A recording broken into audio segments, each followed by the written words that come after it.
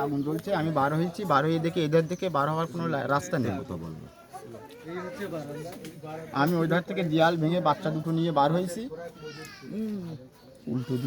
উল্টো দিক থেকে বার হয়েছি, মেরে দেওয়ার পরিকল্পনা ছিল। আমরা আমরা গতদিন ভাইজান একটা মার্কেটে মিটিং দিয়েছিলাম, দুটো হরেনের তারও ছিঁড়ে দিয়েছিল।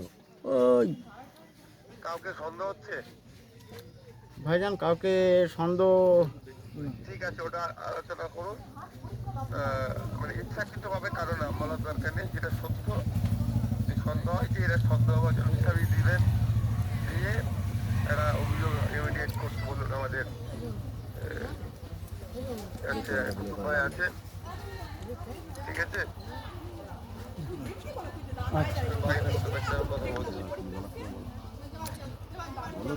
হ্যালো, হ্যাঁ বুঝতে পারছি ভাইজান। বলছি আপনি একটু এখানে আসলে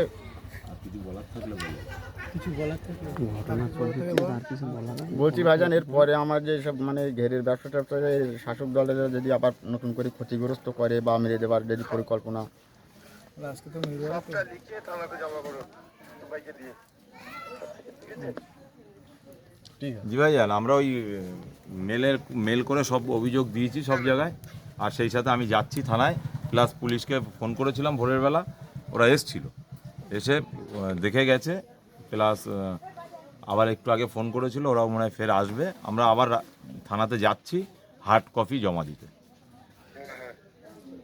ঠিক আছে, রাখবো ভাইজান। আসসালামু আলাইকুম।